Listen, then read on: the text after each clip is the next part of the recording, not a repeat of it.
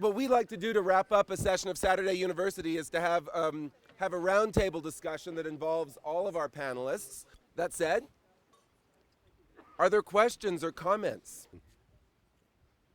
I don't have a question as much as I have a comment. Because I have a lot of friends that are very radical about everything in their life that suits them. And I feel our planet will only survive as long as we keep ourselves informed, educated, and everything in moderation. It doesn't have to be black and white. It can be shades of gray. Any responses? Yeah, one of the things that I'm really passionate about as an educator is having our students and the public understand to the extent possible the differences between the things that we know to be true, the facts, the black and white stuff, the things that we think are true. I mean, a lot of what we study falls into this realm of theory that can be hard to intuit, or because it's all based on reasoning, you can never prove. I mean, for instance, things about global warming. I mean, we do science. We say we do science by replicates and by using controls, and we only got one Earth, and we're in the middle of the experiment, and there's no replicates and there's no control. So anyway, there's this whole realm of information that is logically based but is not provable that we call theory. And then there's this part where our values come in that I call opinion. And when I'm working with students in the classroom, I'll make a statement and I'll try and get them to say, now, was that a fact, was that an opinion, or was that a theory? And why do you think so? And how does that work? And I think the more kinds of critical thinking we can inspire in students and the public, the better decisions will be made related to our future. Indy, are you implicitly skeptical of opinion? Or do you find that opinion is where we go wrong? Or what constructive role does opinion play? Understanding your value sets and your own values and the values of others is the only way you can find common ground to have a conversation about decisions or policies that need to be made. And in fact, far more decisions are made on value systems than are on the science. But everybody's got to have this common ground. You know, what are the facts? What are the theories? What are the competing theories? And then why are there different value sets engaged here? Because all issues that face humanity embrace all three of those realms. And just knowing the difference, because we ought to be able to agree about the facts, and we ought to be able to at least have a completely dispassionate discussion about theories.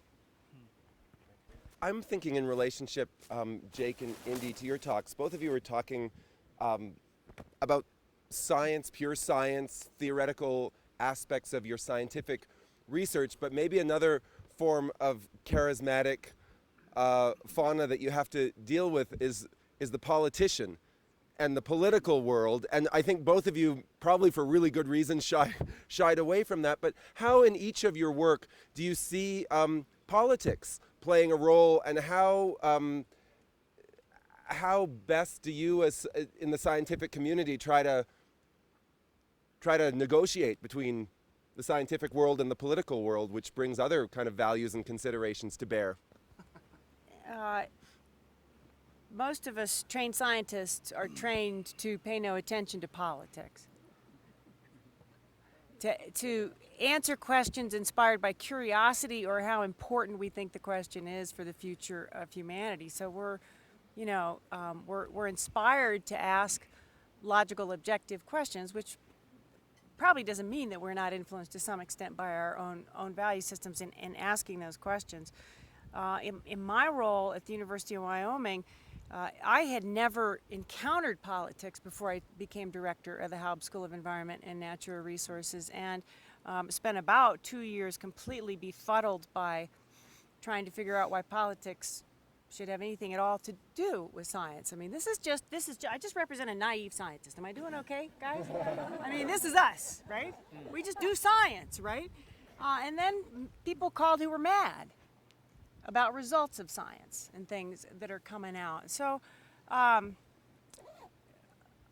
think the role of a university in society is to do unbiased work and provide it to advance knowledge for our collective futures, and that to the extent possible, universities and the work that we do should not be inspired by politics, and certainly shouldn't be threatened in any way by politics.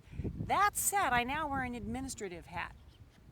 And there are times when diplomacy or talking about things in a different way, using language that doesn't inspire negative responses, is really, really important to be able to support our faculty. Hello. I noticed something in Jake's talk about elephants and lions that I thought was interesting, in that the ant colonies in the trees protected the trees from the elephants. And I thought, that's an instance of an insect population that's kind of symbiotic with the tree. And a question came to my mind: what about entomologists, and how are they, hooked in with ecosystem preservation and maintenance? And the bigger question that comes to my mind is that there should be some sort of cross-fertilization between these areas of specialization, because the ecosystem is so complex and so interrelated, and here we have a lot of specialties that focus on just one area or another, and maybe we don't see those connections between the different areas of specialization. And I'm wondering, is there any effort in our current scientific community to bridge those gaps between the areas of specialization, to try to get some synthesis of knowledge to address this complex problem we have with our environment? Yes, there is. And I'll follow up on one of the examples actually that I talked about, where I think it goes from a compartment of a community to the whole ecosystem, and to try to understand how these kind of interactions expand across the whole ecosystem. And actually it concerns these forests right here, the lodgepole pine forests. And it turns out that after the Yellowstone fires, the best predictor of the number of seedlings after the fire in a given area was the frequency in the pre-fire forest of serotinous trees that have the fire-adapted cones.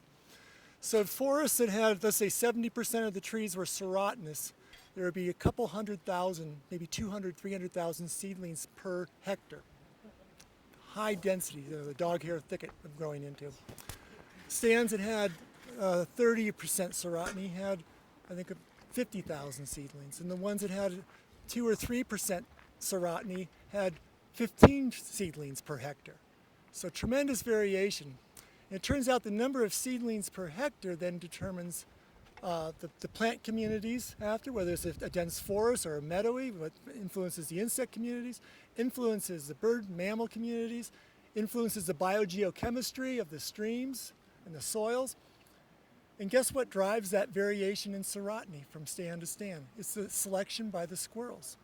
So you can have fire being uniform across Yellowstone, but there's geographic variation in the density of squirrels, and the best predictor of the frequency of serotiny are squirrels. And it's not squirrels selecting the habitat, actually they're selecting other features in the habitat than serotiny. But because those, presumably over the last 8,000 years since the forests have developed in Yellowstone after the last glacial, the lodgepole pine forest, those squirrel densities are variable, and they've been probably fairly consistent over that time period, leading to this fine structure of serotiny across the landscape, and then the whole ecosystem. So I think the thing is, I think what Jake is doing is Jake is focusing on these large mammals that often have big impacts, and often you can scale up to ecosystems. It's finding the right organism, and it seems like in the boreal forests or the conifer forests, especially in the west, that these red squirrels influence a lot. Actually, the selection by the squirrels influences the density. The best predictor of the density of hairy woodpeckers in the lodgepole pine forest across the Rockies is basically the cone traits that are driven by the squirrels. So where squirrels exert strong selection, hairy woodpeckers are in low abundance. When squirrels go, because hairy woodpeckers prefer the same traits that squirrels do, the cones evolve defenses against squirrels, and by default or de facto are increasing defenses against hairy woodpeckers. Same thing for moths that eat the cones. Where you have squirrels, there's very few moths. You remove squirrels, there's more moths. And the whole breeding bird communities differ. So where there's no squirrels, because they're nest predators, there's twice as many birds breeding there that breed in open cups or up in the trees. So I think the key is to, at least my point of view, biased point of view, is that we're in the age of mammals, the last 60, 70 million years. And I think on terrestrial systems, often mammals are the species that you'd want to focus on if you want to bridge the areas. If you want to study crossbills, you're out of luck. They're interesting.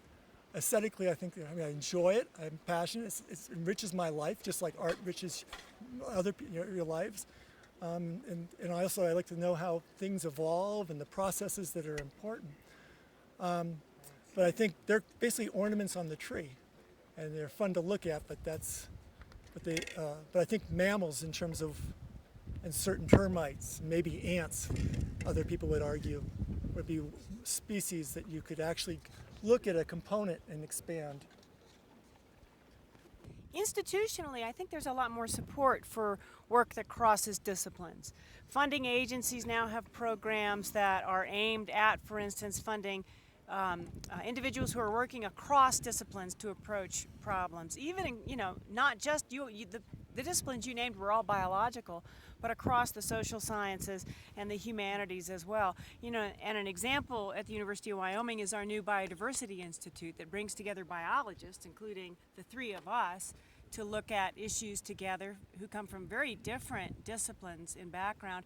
And then our Haub School of Environment and Natural Resources also includes social scientists, economists, agricultural economists, as well as the fine arts. So there are many impeti for interdisciplinary work, and there's institutional support to get it done. Anything else? Other questions or comments? A big part of getting the public on board with conservation is appealing to them not only with data, but I guess the grandeur of nature, the magnificence of some of these species. I mean, my gosh, look around you right now. And so I think there's interesting articulations between biology and humanities in that respect, the aesthetic of nature. More specifically with respect to what I do, so much of what I do and what we do in Kenya revolves around creating and maintaining trust with various stakeholders. And trust is one of those things that takes a long time to create, and it can disintegrate, but it can disintegrate pretty quickly, just like soil carbon. So it's something that we're always aware of, that we're always working toward, and it's something that we really strive for. And I think we do an okay job at it. We could always do a better job at it, but if we have any successes in our research group, it will be due in large part to that synergy with local communities. Any more that anybody would like to ask? Or comments you'd like to make for our speakers? Thank you. Lovely. Given that thank you has been said, let's say it with our hands, and wonderful day. Thank you to all of you as well, and to our panelists.